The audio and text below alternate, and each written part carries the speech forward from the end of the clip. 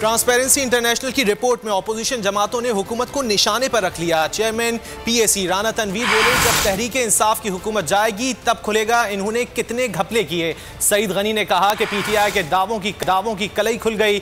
MQM और अवामी national party ने भी हुकूमत को तनकीद का निशाना बनाया। ट्रांसपेरेंसी इंटरनेशनल की रिपोर्ट, अपोजिशन की हुकूमत पर लफ्ज़ी बात। Chairman public accounts committee Rana Tanveer का कहना था, मुल्क में करप्शन की दास्तानें ज़बान-ए-ज़द आम हैं, लेकिन वज़ीर आज़म कह रहे हैं ये शफ़ाफ़ हुकूमत है। करप्शन हो रही है और प्राइम मिनिस्टर आज उधर बयान दे रहे हैं davos में कि जी ये क्लीन तरीन जो है ना गवर्नमेंट है, ये जो हमारी है तरीके इंसाफ की। लेकिन काश कि उन्होंने ट्रांसपेरेंसी इंटरनेशनल ट्रांसपेरेंसी का पढ़ा होता तो वो davos में बात ना करते, क्योंकि लोगों को तो पता है। हमजा शहबाज ने ट्रांसपेरेंसी इंटरनेशनल की रिपोर्ट को मकाफात अमल करार दिया।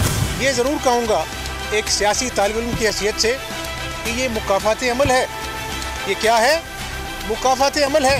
सिंध के वज़ीर इत्तलात सईद गनी ने कहा, ट्रांसपेरेंसी की रिपोर्ट ने इनकी नाअहली पर मोहर सख्त कर दी। एएनपी रहनुमा जाहिद खान का कहना था, हुकूमत मुल्क में करप्शन के खात्मे का बयानिया लेकर आई थी, लेकिन करप्शन कम होने के बजाय बढ़ गई। एमक्यूएम के फैसल सजवारी का कहना था, ट्रांसपेरेंसी इंटरनेशनल की रिपोर्ट वजीर आजम के लिए परेशानी की बात है।